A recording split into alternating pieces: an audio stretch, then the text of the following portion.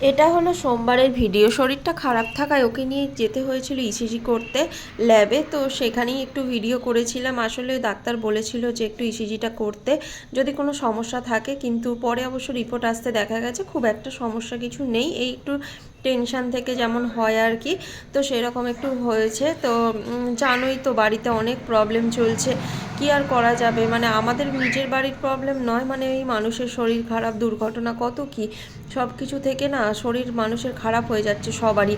সেই রকমই আর কি, ও চিন্তা করে করে করে করে ওরও শরীরটা খারাপ হয়ে গেছে। যাক গে, সমস্ত রকম টেস্ট ইসিজি যা কিছু করার সব করে নিয়েছিলাম।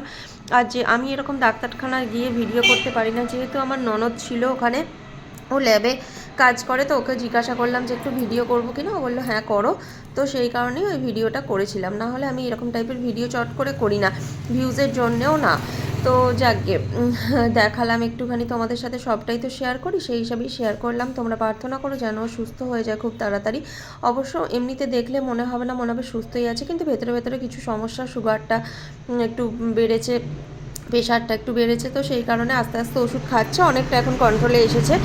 তো সেই সব চিন্তা ভাবনা থেকে না আমার টেনশানে আমারও শরীরটা খারাপ হয়ে গেছে। দুজনেই অবশ্য একসাথে ডাক্তার দেখাতে গিয়েছিলাম, তো দুজনকেই ডাক্তার ওষুধ দিয়েছে, একসাথেই চিকিৎসা চলছে। আমার সর্দি কাশির প্রবলেমটা একটু বেশি, তো তাই আমাকে একটু সর্দি কাশির ওষুধটাই বেশি দিয়েছিল ডাক্তারবাবু। আর হজমের সমস্যার জন্য আমার যেহেতু একটু পেটের গণ্ডগোলটা হয়, তো সেই কারণে হজমের ওষুধও দিয়েছিল। তো এইগুলো খেয়ে এখন মোটামুটি ভালো আছি, খারাপ নেই। ঘরের সংসারে কাজকর্মগুলো যখন আমি শান্তিতে করতে পারি না, হেসে খেলে, তখনই মনে হয় আমি সুস্থ আছি। আর যখনই দেখি করতে পারছি না, কষ্ট হচ্ছে, তখনই বুঝতে পারি যে হ্যাঁ আমার শরীরটা খারাপ। আর খাওয়া দাওয়া ওকে একদম মেনটেন করে চলতে হবে, আলুটা তো একদমই বন্ধ। তো সেই কারণে রোজের যে আমি কী রান্না করব কিছুই খুঁজে পাই না, ভাতটাও একদম খেতে পারবে না, রুটি করে দিতে হবে। তো সেই কারণে রুটিটা শুরু করেছি। আর দেখো এই যে শাকটা সিদ্ধ করে নিয়েছি, আর আলুটা দেখতে পাচ্ছি যেটা, ওটা সোনাইয়ের জন্য ভাজা করব।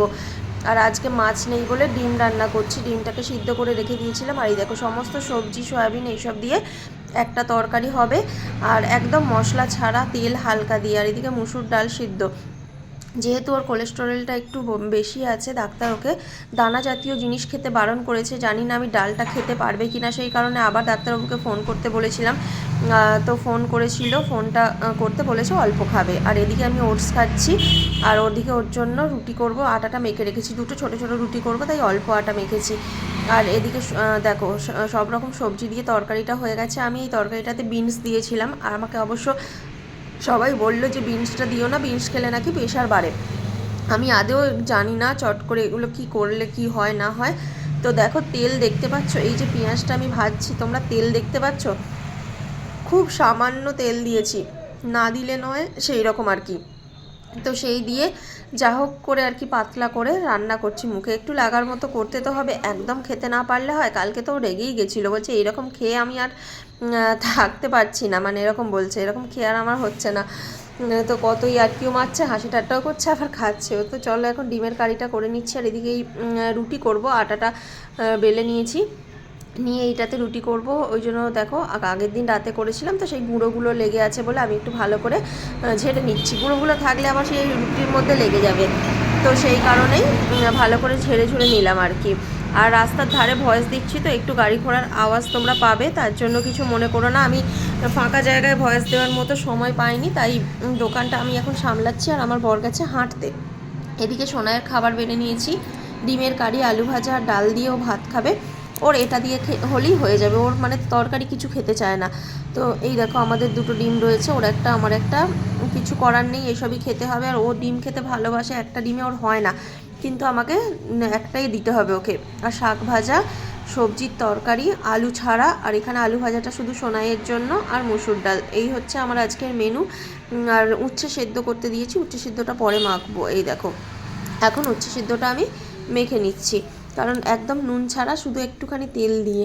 এই খেয়ে না ওর সুগারটা কন্ট্রোল করতে বলেছে ডাক্তার।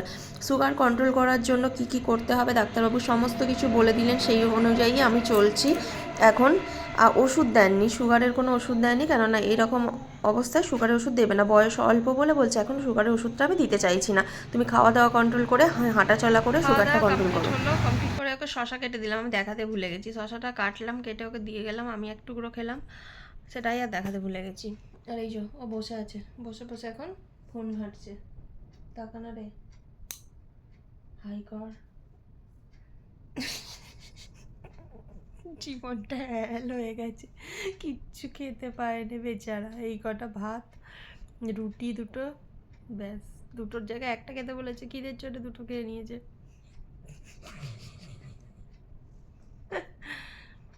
তো এইভাবে চলছে, চলুক।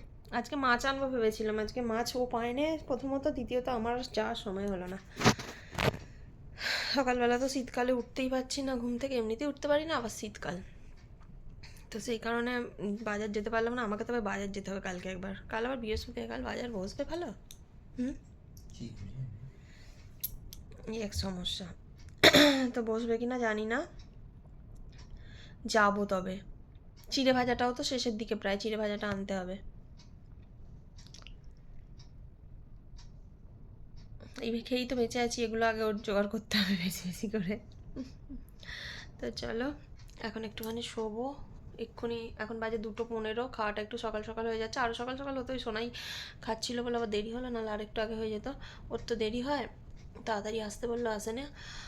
আর কি বলতে গেলাম, এবার একটু শোবো। 2:15 বাজে, মোটামুটি 4টের সময় ও চলে যাবে দোকানে। আমি সন্ধ্যেটা দেবো, দিয়ে আটাটা মাখবো আগে, মেখে তারপর সন্ধ্যেটা দেবো। 5টার সময় সন্ধ্যেটা দিয়ে দোকানে যাব, গিয়ে তখন আবার চা, চিড়ে ভাজা এইসব খাওয়া। আর ওর হাঁটতে হবে, ওকে ডাক্তার হাঁটতে বলেছে, ওকে প্রচুর হাঁটতে হবে, মানে সেই বলছে ঘাম ছড়ানো হাঁটতে হবে, প্রায় আধ ঘন্টা থেকে 45 মিনিট। তো ওকে হাঁটতে পাঠাবো, দেখা যাবে ওই সন্ধ্যের সময় করে। আমাকেও হাঁটতে বলেছে, কিন্তু ওকে হাঁটতে পাঠাবো, আমি আর কখন হাঁটবো কে জানে, আমার আর রোগা হওয়া হবে কি জানি না। আসছে দেখো ডঙের ভাটকারা, আমি রোগা হবো বলেছি, আমার মানে একটু রোগা হতে হবে। দেখো বিশেষ করে পেটটা কমাতে হবে, পেটটার জন্যই আমার বেশি প্রবলেম হয়, পেটটা আগে কমাতে হবে। চলো অনেকক্ষণ বকে ফেললাম, আর ভিডিওটা কন্টিনিউ করব এবার থেকে। ঠিক করে নিয়েছি, ভিডিও একদম করা হচ্ছে না, ভিডিওটা কন্টিনিউ করতে হবে। দুপুরবেলা একটু ঘুমিয়ে গেছিলাম, ঘুম থেকে উঠে আবার রুটি করতে বসেছি, মানে আটাটা মেখে নিয়েছি, মেখে নিয়ে আমি রুটি করছি। আসলে মা আজকে রুটি করেনি, মা গিয়েছিল কন্ট্রোলে আটা আনতে। তো মাকে বললাম যে তাহলে রুটি আমি করছি, তো করবো নাকি মায়ের জন্য দুটো বেশি করে জিজ্ঞাসা করতে। মা বললো হ্যাঁ কর। তো সেই কারণে এই যে 3টে রুটি আমি করে নিলাম। সোনাই একটা খায়, মা একটা খায়, আর একটা এক্সট্রা করলে মা যদি সকালে চা দিয়ে খায় তো খাবে। তো সেই কারণে 3টে করেছি। মা বললো বেশি দরকার নেই, ওতেই হবে। তো সেই কারণে মায়ের জন্য রুটিটা করে নিচ্ছি, আমাদেরগুলো আবার রাতে করব। তো চলো এখন আসলে কি বলো তো, সোনাই একদম রুটি খেতে চায় না। ওকে মানে কি বলবো, ওর যদি ভালো মন্দ একটু না হয় না, ওর মুখে একদম রোচে না। ওকে নিয়ে বড্ড চিন্তা আমার। আর মানে খাওয়াটাও যে খুব যে ভালো তাও তো নয়, ফাস্টফুড জাতীয় জিনিস হলে না ও বেশি পছন্দ করে। আর আমি চাই না ওকে ফাস্টফুড জাতীয় জিনিস খাওয়াতে, আর ও সেই ফাস্টফুড খাওয়ার জন্য আলা হয়ে যায়। তোমরাই বলো তো সেগুলো কি খাওয়া ঠিক? একদমই ঠিক না। কিছু করার নেই, খুব বায়না করলে মাঝে মাঝে এনে দিতেও হয়। আমি যতটা পারি বাড়িতে করার চেষ্টা করি, কারণ একটা সময় আমরাও খুব বাইরের খাবার খেয়েছিলাম, খেয়ে আজকে এই অবস্থা।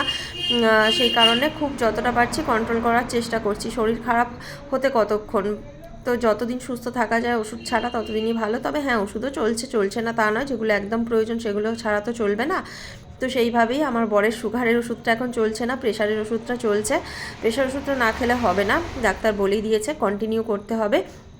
যদি প্রেশারটা এখন নর্মাল হয়ে যায় তাহলে ওষুধের পাওয়ারটা একটু কমিয়ে দেবে, কিন্তু খেয়ে যেতে হবে। তবে হ্যাঁ, প্রেশারটা কমে গেছে আগের তুলনায়। আর এই দেখো দোকানে এসেছি, দোকানে এসে তারপরে চা খাচ্ছি, চিড়া ভাজা চা ওকে দিয়েছি। ও একদম চিনি ছাড়া চা মুখে লাগেনি, তাও খেতে হচ্ছে, কিছু করার নেই, বাধ্য হয়ে। আর বাজার গিয়েছিলাম, বাজার থেকে কিছু সবজি নিয়ে এসেছি। এই দেখো দেখতে পাচ্ছ এখানে কী কী রয়েছে তোমাদেরকে চলো দেখাই। এর মধ্যে আছে শসা আর টমেটো, বাজার থেকেও কিছু এনেছি। আর এগুলো ভুলে গেছিলাম বলে আবার সামনের দোকান থেকে নিয়ে নিলাম। আর এই দেখো এগুলো বাজার থেকে এনেছি। ধনে পাতাটা একটু বেশি আছে, কাঁচা লঙ্কা আছে, পটল আছে। এর মধ্যে কী কী আছে আমি জানো তো একদম ভুলে গেছিলাম, তাই জন্যই আবার দেখাচ্ছি। করলা আছে। তো এই সমস্ত কিছু নিয়ে এসেছি, পাতি লেবু নিয়েছি, মটরশুঁটি নিয়েছি। আর এই চিড়ে ভাজাটা আসার সময় নিয়ে এলাম, কেননা চিড়ে ভাজাটা একটু বেশিই লাগছে, সন্ধ্যাবেলা চিড়ে ভাজাটা খেয়েই থাকা হচ্ছে। আমি আজ 1 সপ্তাহ যাবৎ একদম মুড়ি খাইনি জানো তো, এক ফোঁটা মুড়িও খাইনি, আমার বড়ও খায়নি। আর এই দেখো একটু টক দই নিয়ে এসেছি, ও যেহেতু টক দইটা ওর খাওয়া খুব প্রয়োজন, তো সেই কারণে টক দইটা নিয়ে এসেছি। আর একটু সুগার ফ্রি মিষ্টি নিয়ে এসেছি, এর মধ্যে সুগার ফ্রি মিষ্টি আছে, ওটা ওর জন্য, আমার জন্য নয়। ফ্রিজে গুড়ের রসগোল্লা রাখা আছে, ওটা আমি রাত্রিবেলা খেয়ে নেবো, কেননা কিছু করার নেই, ফেলে তো আর দেওয়া যায় না। আর এই বাটি চারটে দেখো খুব প্রয়োজন ছিল, ছোট ছোট কয়েকটা বাটি, তাই চারটে বাটি কিনে আনলাম। এই দুটো খুব খুব সুন্দর, এই দুটো একটু ভারী আর দামটাও বেশি, আর ওগুলো একটু পাতলা। তো এই চারটে বাটি নিয়ে এলাম। আর রাত্রেবেলা ডিনার করতে বসে গেছি, দেখো কি নিয়েছি, ডাল আছে, সবজি আছে, সুগার ফ্রি মিষ্টি, আর সাথে আছে এখানে গুড়ের রসগোল্লা। এই হচ্ছে আজকের মেনু। তো চলো খাওয়া দাওয়াটা এখন করে নিই, তো আর বেশি কথা বলবো না।